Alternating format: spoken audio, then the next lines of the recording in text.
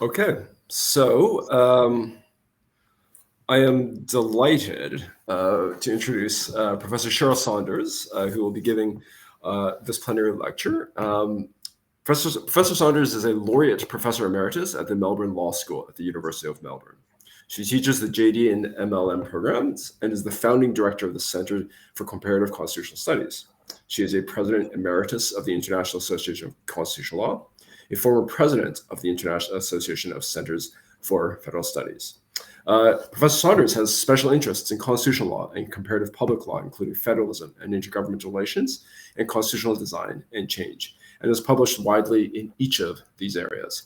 And so today, Professor Saunders will be providing us a comparative perspective on patriation.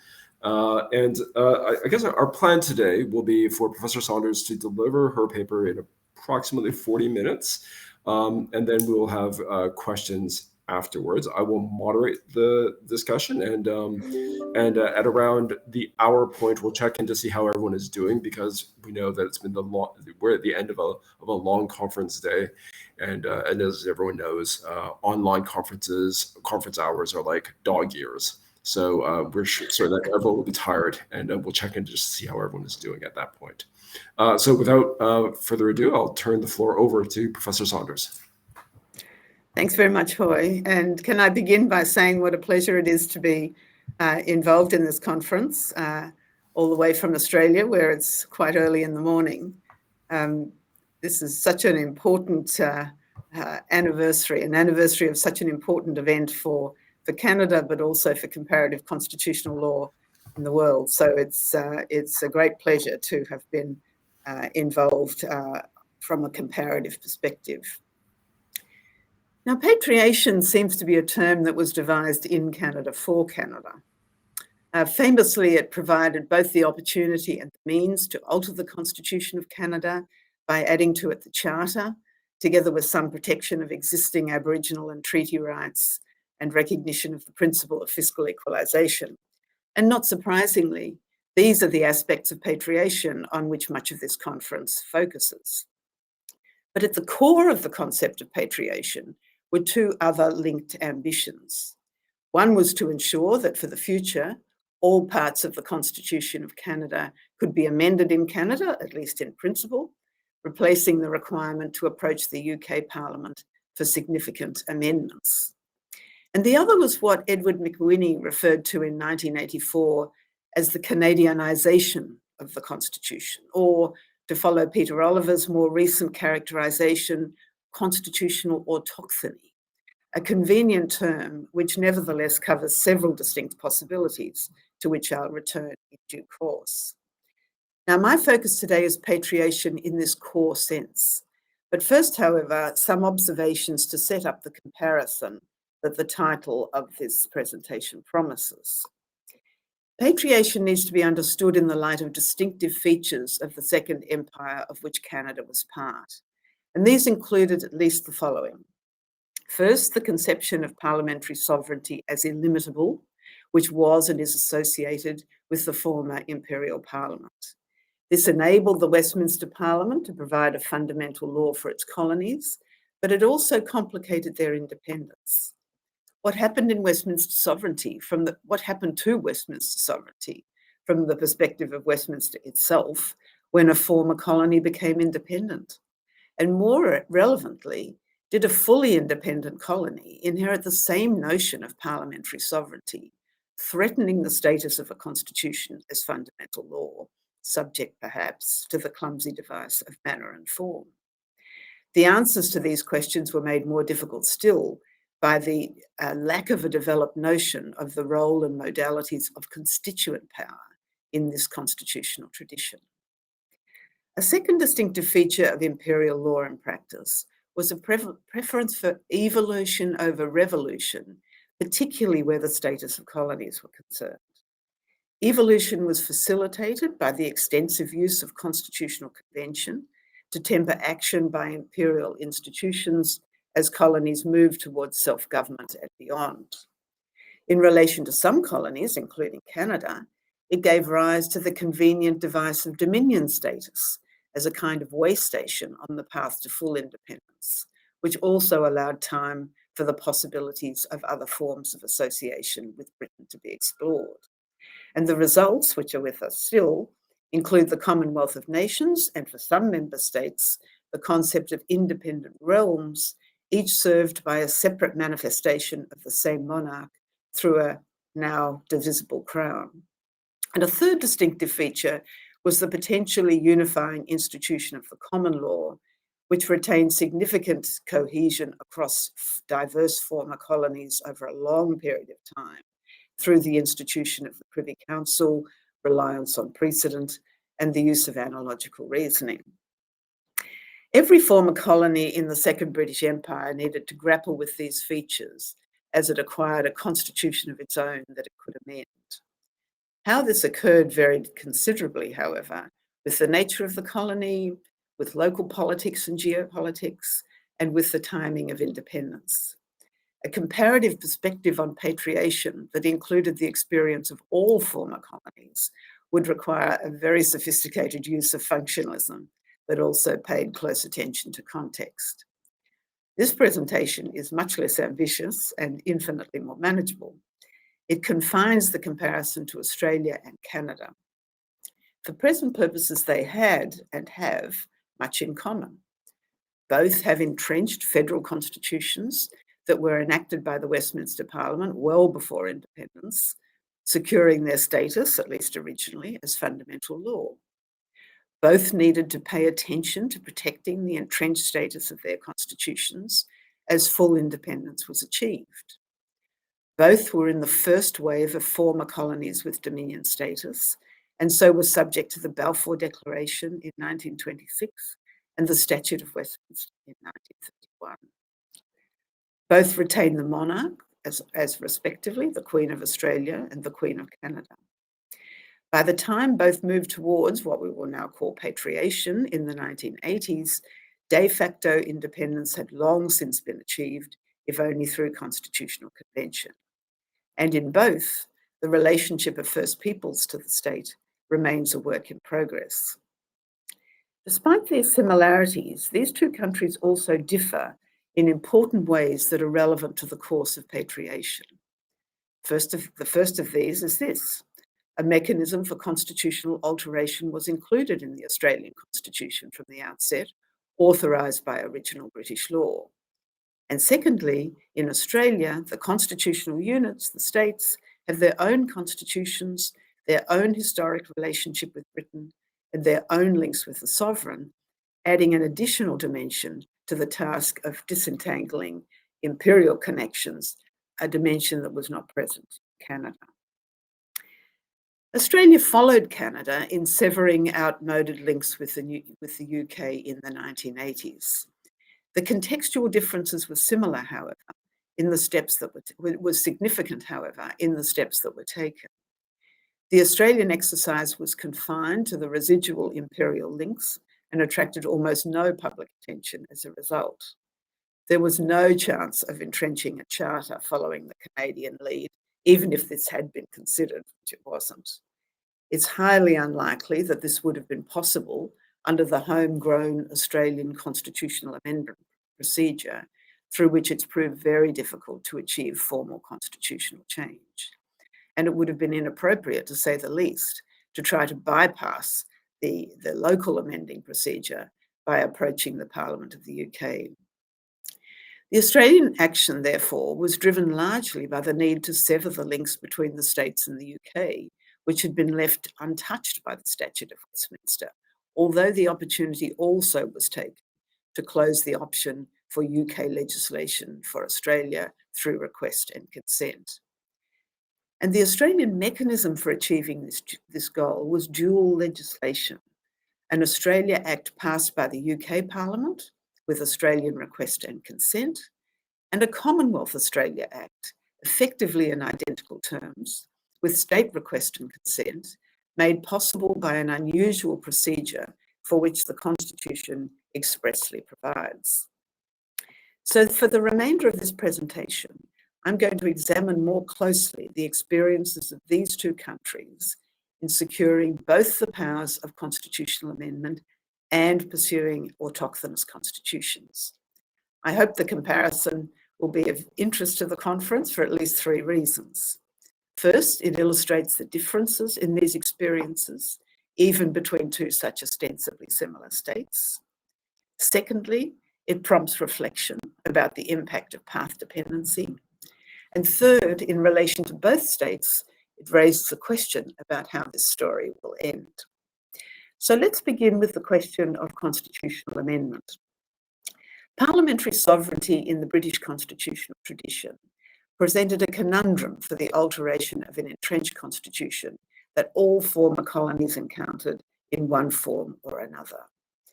If the constitution was entrenched by imperial law, of course it could be altered only if imperial law so provided. But in these circumstances, an entrenched constitution itself was a mark of a lack of independence. Comparison with the Westminster Parliament suggested that real independence required the Parliament to be able to amend its own constitution like any other law. In this case, however, the constitution was not a real constitution, as much of the rest of the world understood the term. As Peter Oliver has shown, that dilemma was partly ameliorated by two theoretical advances. One of those developed the distinction between restricting amendment and imposing a particular manner and form for the process of amendment. And the second theoretical advance drew on H.L.A. Hart's notion of self-embracing sovereignty, but neither in practice has proved fully persuasive. The real answer lay in the entrenchment of a constitution as an exercise of original constituent power. If this required a break in legal continuity, however, at least in the British tradition, it risked legal legitimacy and had connotations associated with revolution that could readily be exploited. Famously, the Canadian response to this dilemma was to leave constitutional amendment largely to the enacting UK Parliament, prompted by Canadian initiative in whatever form was appropriate at the time. Constitutional Convention ensured that this was a relatively straightforward process until, at least, the disagreements associated with Patriation itself. Discussions that took place over decades about what a local amending procedure might require proved inconclusive. The final result in 1982, as a central achievement of Patriation, imposed different procedures for different purposes. What was called the general procedure, however, depended on votes in the Canadian Parliament and a proportion of provincial legislatures. It thus relies on elected institutions at both levels of government, rather than any popular vote, in a manner that suggests the influence of John Elster's upstream constraints. It may be that a referendum will prove a de facto requirement in the wake of its doomed use for the Charlottetown Accord, although that remains to be tested in other circumstances. With or without a referendum, the internal Canadian amendment procedure is both complex and difficult to use to secure major change. The Australian response to the dilemma was exactly the opposite, to include an amending procedure in the original constitution that was brought into force by an imperial act, the Commonwealth of Australia Constitution Act 1900. The decision to do this, in comparison with Canada, may reflect no more than the passage of time, 30 years or so, between the two instruments. In any event, the Australians seem to have given no thought to the possibility of leaving amendment to the Westminster Parliament. Interestingly, the contemporary constitutional commentary, called Quick and Garran, makes no reference to Canada in this regard, although Canadian practice on other constitutional issues is referenced extensively throughout that work. The method of amendment in Australia also presents a contrast to Canada. Constitutional amendment in Australia is initiated by the Commonwealth Parliament, but requires acceptance by double majorities at referendum, a national majority and a majority of voters in a majority of states. In what may be another example of upstream constraints, this reflects the way in which the Constitution initially was approved in Australia by a largely directly elected convention and a referendum by voters in each of the participating colonies. That mechanism itself was lifted almost verbatim from the Constitution of Switzerland, but without the popular initiative with which the Swiss referendum is combined. Whether for this reason or because of the adversarial parliamentary context in which the transplant has been obliged to take root, inherited from Westminster, the internal Australian amendment procedure also has proved difficult and complex in trying to achieve constitutional change. And in a complication that is still working itself out, the Australian amending procedure expressly applies only to the Constitution itself and not to the longer Imperial Constitution Act of which it is part. Amendment of the Commonwealth Constitution is only part of the Australian story. As mentioned earlier, each of the Australian states has its own constitution. These predate the Commonwealth Constitution and are saved and continued by it. Originally, each of these constitutions was authorised, directly or indirectly, by the Imperial Parliament, although they've since been locally reenacted.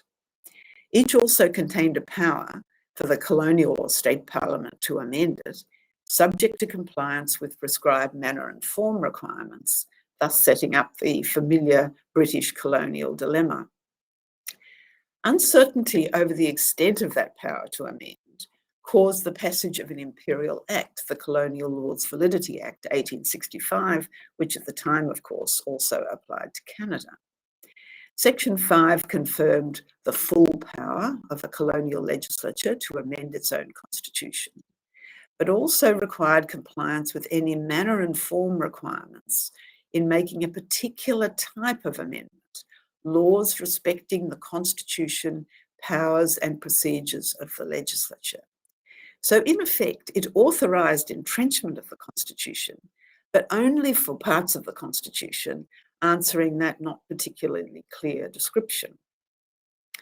Unlike the Canadian provinces, the Australian states were not released from the paramountcy of imperial law, including the Colonial Lords Validity Act, by the Statute of Westminster. State constitutional amendment law, therefore, was governed by the Colonial Lords Validity Act until the Australia Acts were passed in 1986. Bizarrely, when this occurred, the Australia Acts repeated the Colonial Lords Validity Act formula, further entrenching it through imperial legislation, Commonwealth legislation, or both. Now, by 1986, this was already satisfactory, at least with the benefit of hindsight. The precise scope of the power to entrench state constitutions was ambiguous, and in practice, the states had begun to entrench parts of their constitution that on no view met the description of laws with respect to the constitution, powers and procedures of the legislature, leaving the entrenched status of those other parts of the constitution uncertain. And by 2022, the situation has worsened. The practice of entrenching all sorts of parts of state constitutions has continued. High Court authority, such as it is, suggests that the Australia Acts are the source of authority for state constitutional entrenchment, and so by inference, that only parts of state constitutions may be entrenched. The matter may come to a head if and when a state seeks to entrench in its constitution part of a treaty settlement with First Peoples of the state, a process that presently is well underway. So chalk this up to unfinished business on the road to Australian patriation. Now let's move to the second major issue, the autochthony of the Constitution. There's no fixed definition of autochthony in the context of a constitution. On a classical conception of a constitution, if such a thing exists, the issue of autochthony typically does not arise.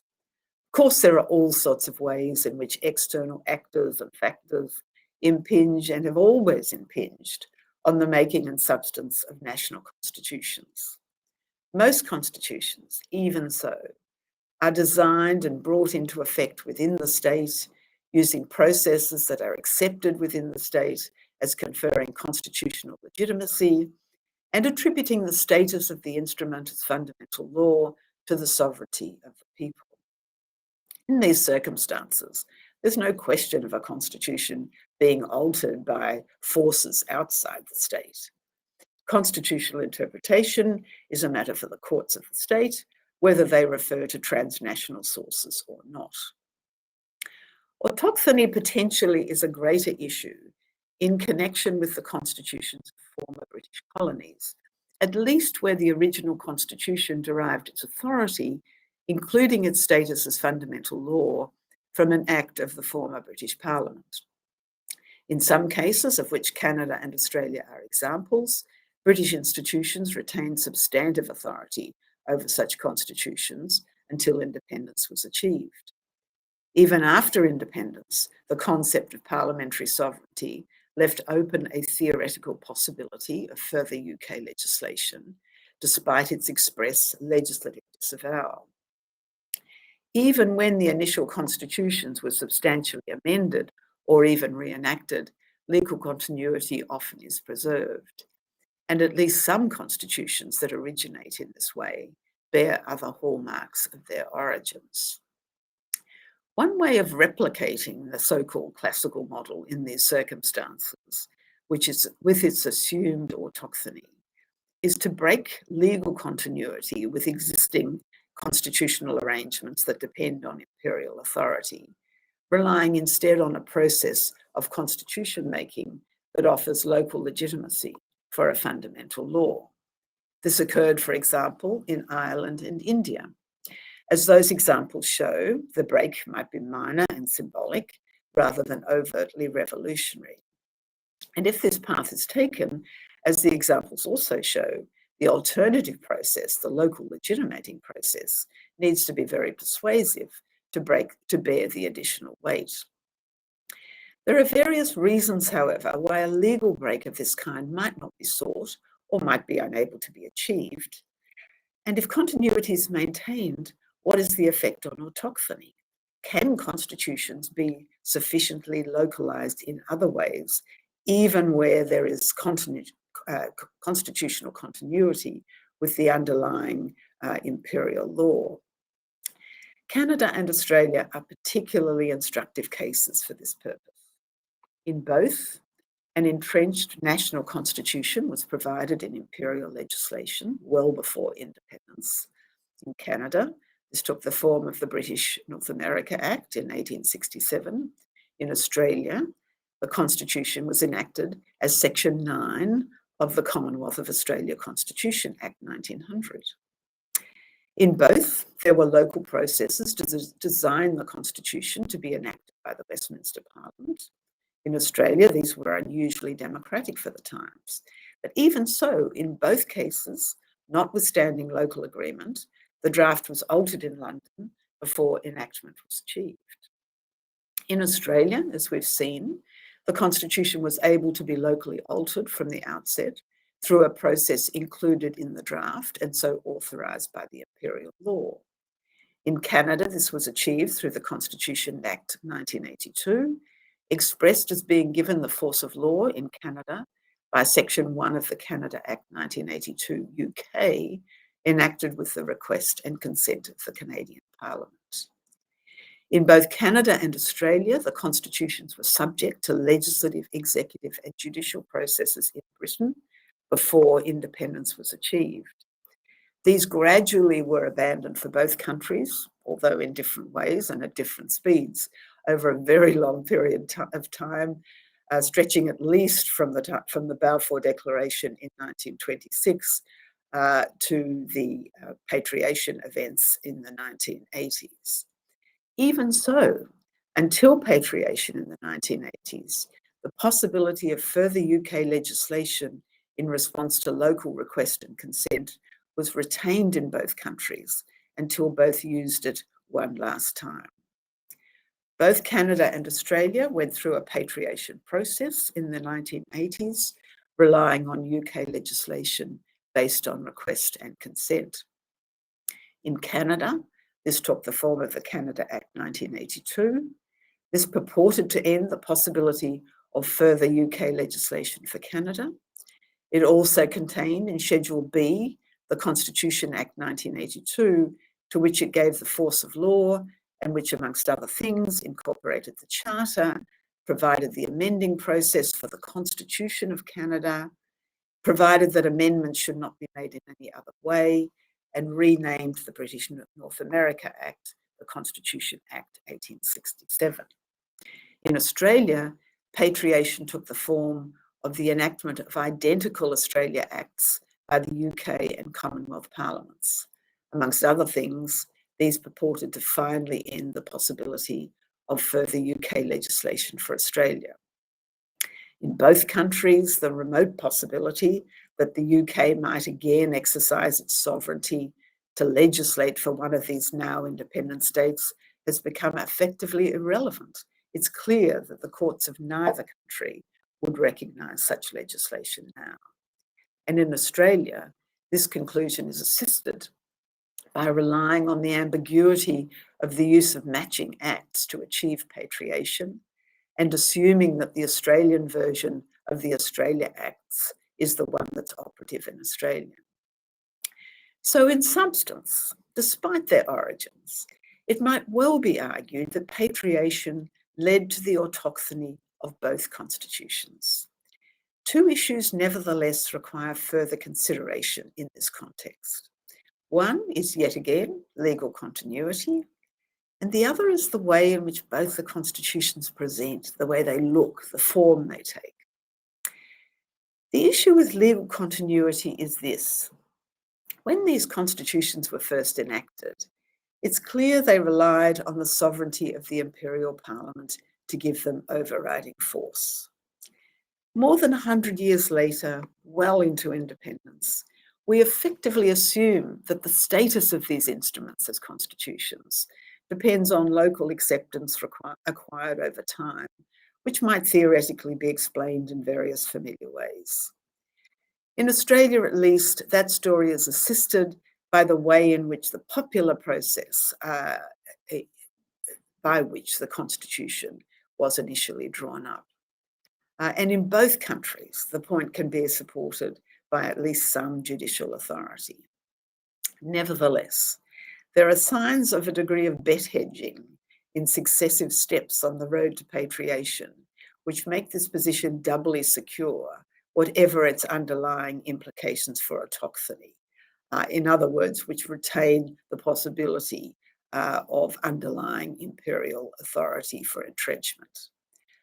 For example, the Statute of Westminster conferred power on both dominions to legislate inconsistently with British legislation that had paramount force, but in both cases also made exceptions for the constitutions.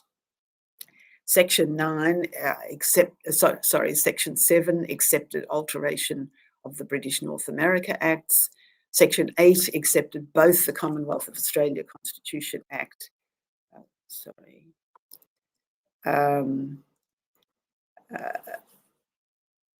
Section 8 accepted both the Commonwealth of Australia Constitution Act and the Commonwealth Constitution itself.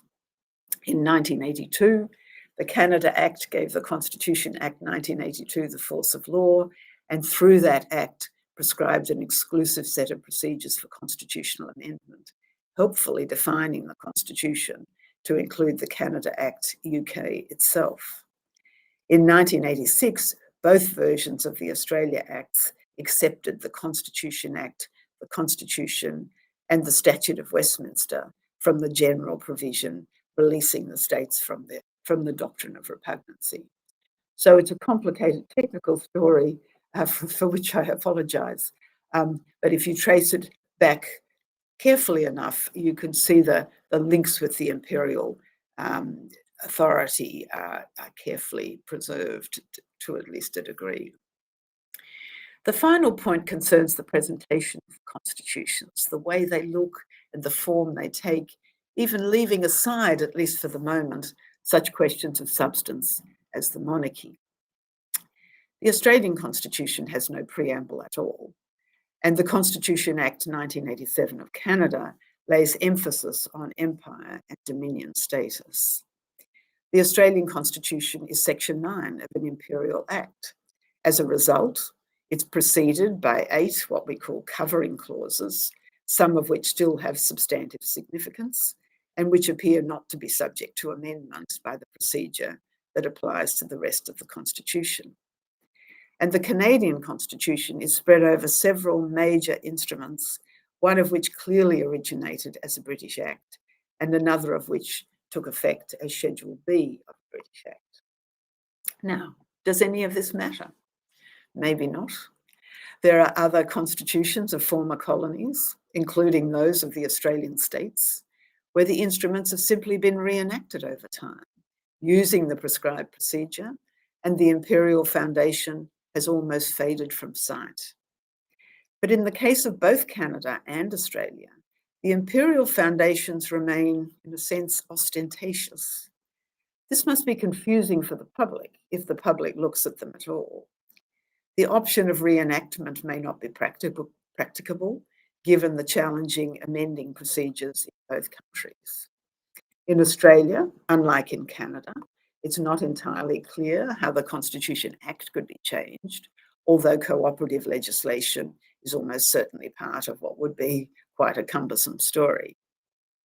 And the solutions most commonly heard are entirely pragmatic. In Australia, don't print the rest of the Act. In Canada, don't cite the Constitution Act 1982 as Schedule B to the Canada Act. But I wonder how wise such solutions are in an era of fake news and easily roused public suspicion. So let me draw this together by returning to the three reasons that I gave at the outset for hoping that this presentation would add to the interests of the Constitution and you haven't all been too bamboozled by the technical details. I've sketched the path to patriation of two fairly similar countries that once were colonies and then dominions within the British Empire.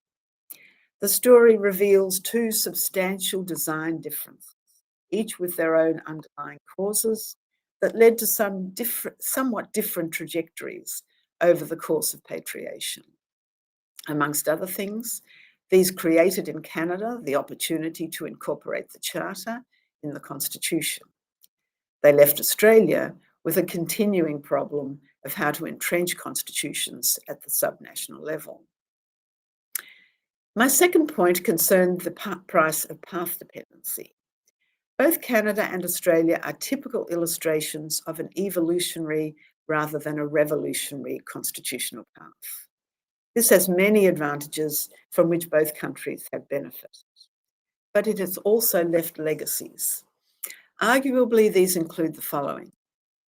One, the extreme difficulty of amending the national constitutions despite the different procedures, together with some ambiguity about exactly what is required in either case. Secondly, very awkward national constitutional forms. And thirdly, a few other leftovers in the constitutions, which eventually will call for consideration, one of which almost certainly is the continuing link with the Crown.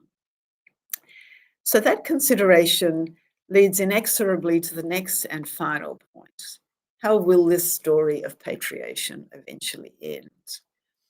The assumption that it's not ended yet can be justified by reference to the likelihood of a move to a republic in both countries in due course. And I leave aside the even more complex issue of the substantive recognition of First Peoples and the implications of multiculturalism, which also are live in both of our countries. In both Canada and Australia, the position of the Crown and the practices associated with it are woven throughout the constitutions. In both, as we've seen, the constitutions are hard to change, and especially so on an issue of this kind that has the potential to divide opinion along so many different lines. A move to a republic also is likely to raise questions again about the forms in which the constitutions present. Now, I have no answers to how this all might be done, but I couldn't resist ending with the suggestion that patriation may not be quite over yet. So thanks, Hoi. Thanks for your patience, everyone. So thank you so much. I will be monitoring the chat for questions from the audience, but perhaps we could just start with a kind of general kind of theoretical point, which is, I mean, you've told a really rich historical narrative of the two processes of independence, and I was fascinated by the sort of emphasis on continuity. And I wonder if, with this continuity, we could ever really have a theory of true theory of constituent power with autochthonous constitutions. That is, given the emphasis on this ongoing link with another sovereign power, is the idea of constituent power even sort of coherent within an autochthonous constitution? Well, maybe not. Although we can sort of forget the foundations and think more about 100 or many more years of successful sort of constitutional democracy, and sort of think in terms of a latter-day constituent power.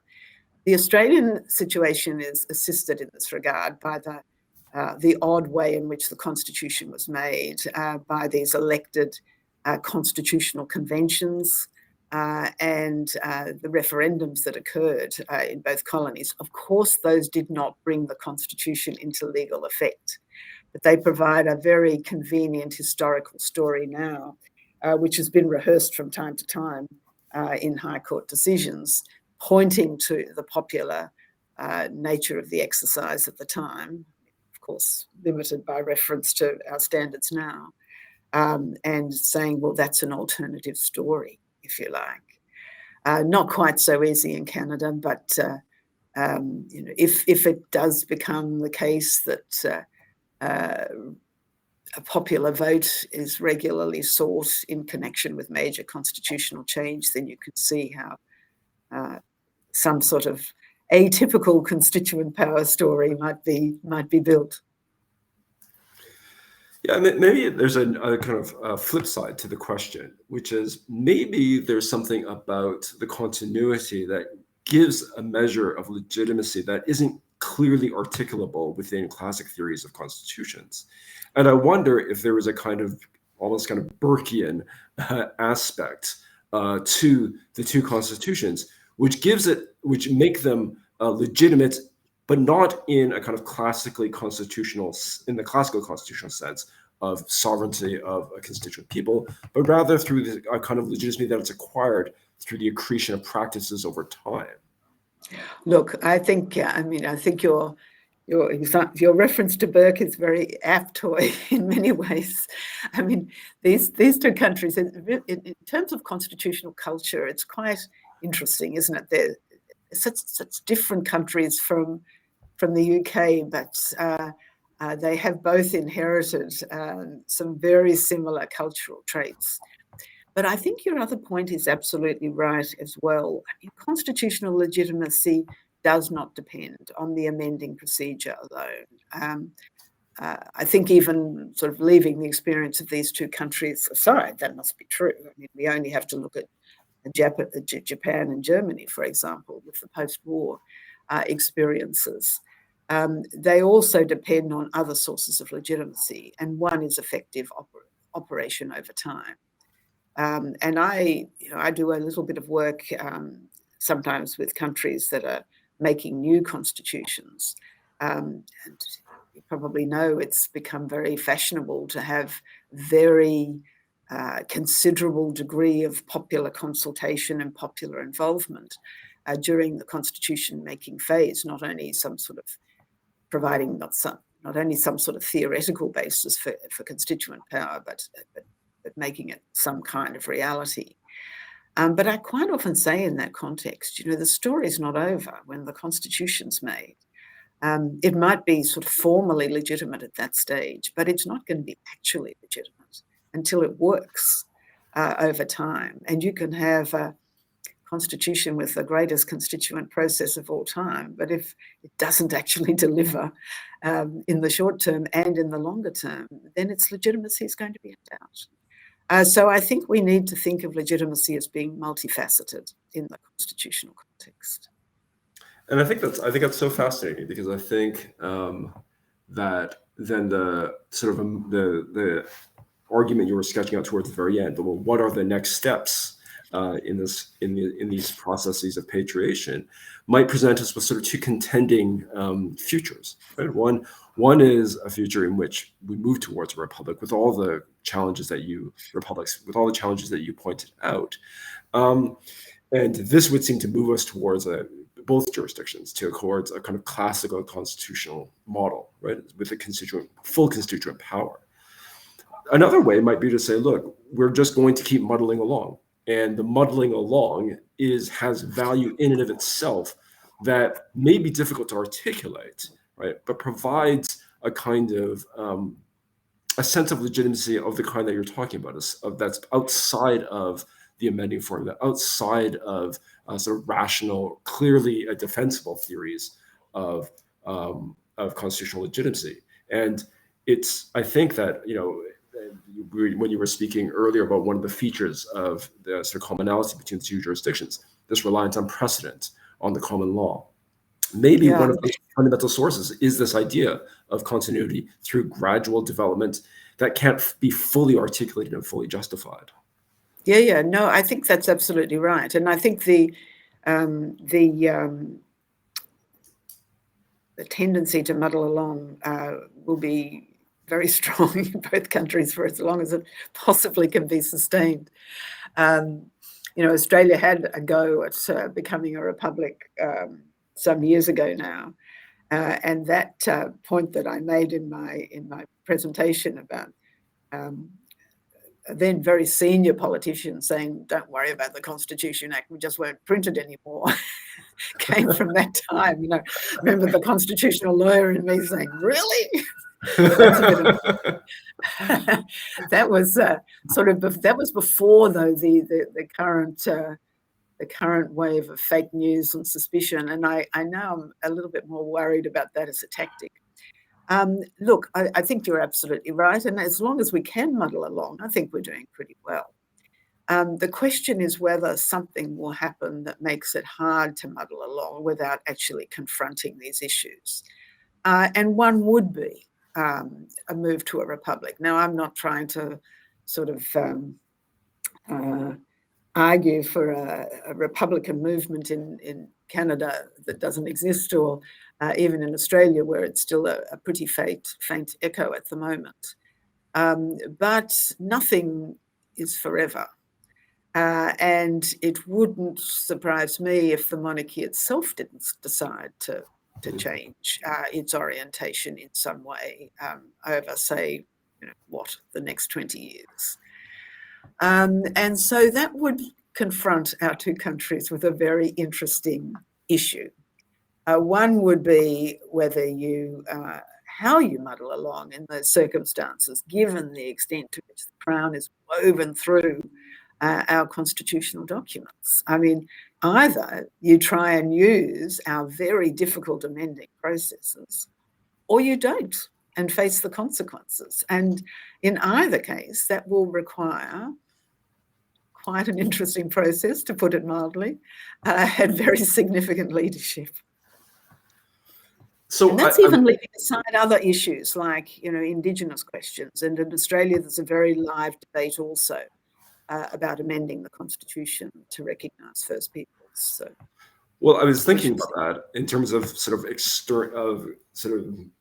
shocks or forces that that might require a kind of move beyond muddling along, because I think that the muddling along works if you accept broadly, even if you can't fully articulate this narrative, this long continuity as somehow, this long historical continuity as somehow legitimate.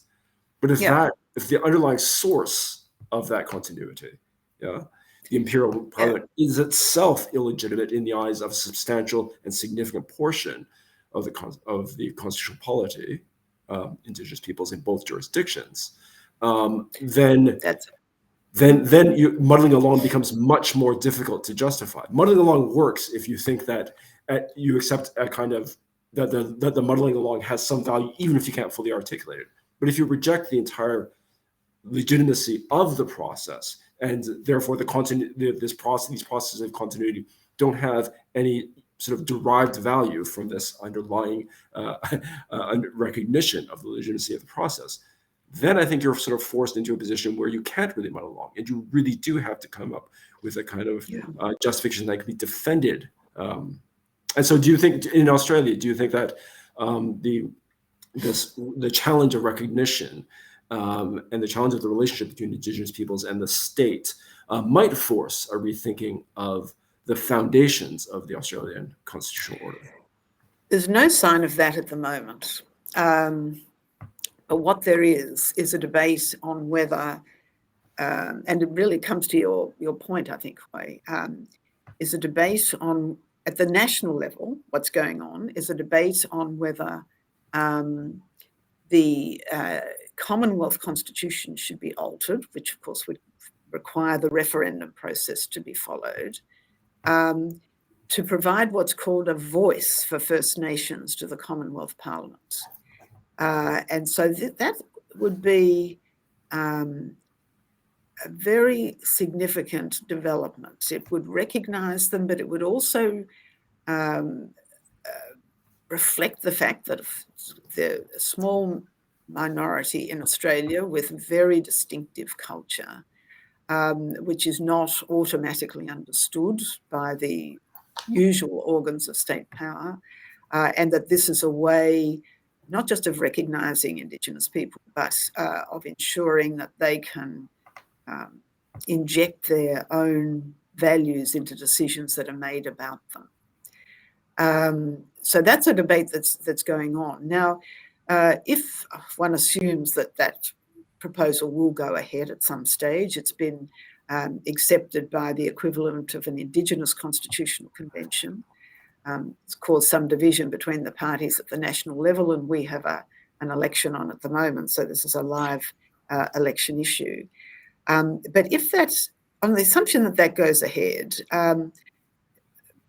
we'll just have to use the amending process. And while it's often been difficult to use in the past, one would hope that if this referendum were properly prosecuted, that it would attract the necessary majorities. I would be hopeful of that. So that would really leave us pretty much as we were, except with a new part of the Constitution, which then would also have to be effectively implemented, to go back to my earlier point, for it to make any genuine difference as opposed to just being a new section in the Constitution. Right, right.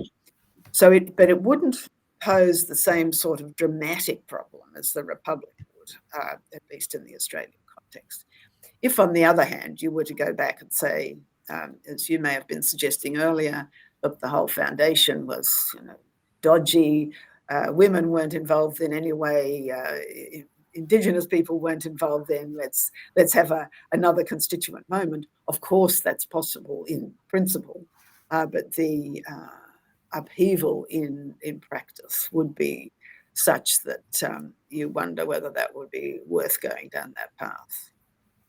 Great. So we have a question from the audience, and so the question is, given your expertise in comparative constitutionalism, in your travels and or studies, have you encountered anything that would lead you to believe that there is a material difference between how the world perceives the Canadian Constitution and how Canadians themselves perceive their own Constitution? That's a really interesting question. And of course, I don't go around the world saying, how do you perceive the Canadian Constitution? I don't even ask them how they perceive the Australian Constitution. But there may be. So let me make a point just from my own perception of the Canadian Constitution. Canadian discourse quite often makes the point, in fact, makes the point quite proudly, our Constitution is not just in a single document. We have multiple documents that make up the Canadian Constitution. And I've also quite often heard it said in the Canadian context that the preamble to now the Constitution Act 1867 refers to the norms and practices of the British Constitution, or whatever terminology is, again, quite proudly, and all sorts of positive usages have been made of all of that. And so I've just sort of always taken that at face value until I wrote this paper. And then I had to make my way through the morass of the various documents that make up the Canadian Constitution. And I looked at the preamble to the 1867 Act, and I thought, this is a lot more convoluted than I had been led to believe by Canadian discourse. So I think it is that we take what we want from our own constitutional experience and just get used to the flaws or the oddities which other people may pick up. Now, you could equally, of course, say the same about the Australian Constitution. The number of people who look at our Constitution from outside and say, "Oh, look, New Zealand could still be a part of Australia," or "Oh, look, you've got the wrong Queen mentioned in the covering clause." All sorts of oddities.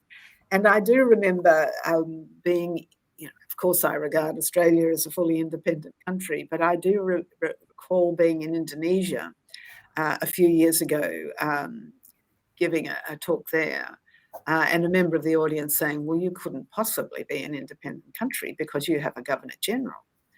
And I talked to one of my colleagues there about the meaning of that question afterwards. And the point that was made to me was that Indonesia would regard having a Governor-General as a lack of independence because that was their situation, roughly, when they were a Dutch colony. And so you can see how these perceptions from the outside can build up. And it is indeed very interesting to bring them together. It's one of the big advantages of comparative constitutional law, in fact.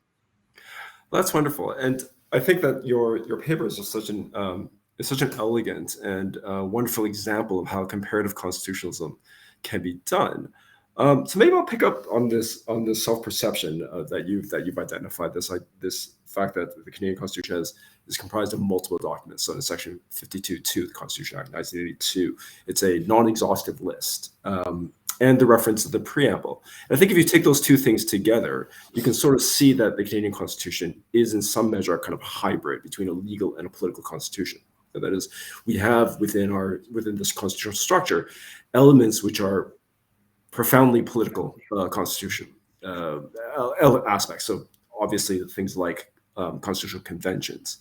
Do you think that there is the same sort of tension running through the Australian Constitution? That is a kind of juxtaposition between these two broad constitutional models, that is a legal and a political constitution, working together. And if so, are there any kind of interesting flashpoints or difficult issues that arise because of that, the juxtaposition of the two forms within this single constitutional order?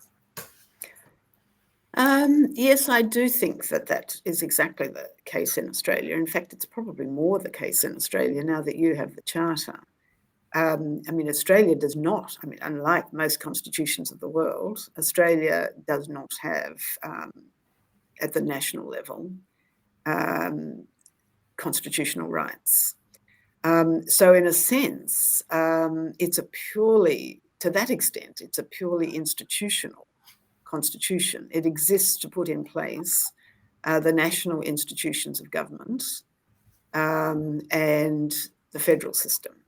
It doesn't even put in place the state institutions of government. Says relatively little about the subnational level of government except for creating the federal system. So I've often, but even though it's a purely institutional document,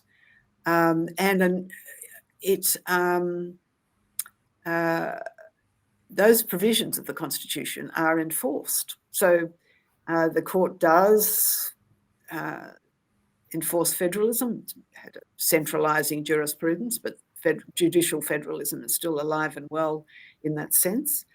And the Australian doctrine insists much more heavily on a separation of powers created by the Constitution than is the case in Canada.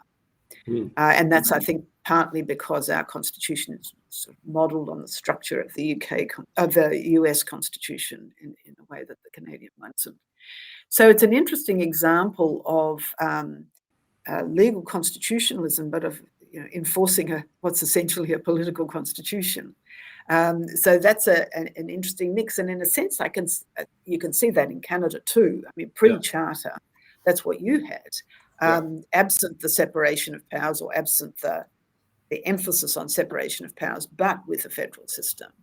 And then along comes the charter, and that changes the character of the constitution in many ways. And I know that's been the thrust of some of the other sessions of this conference.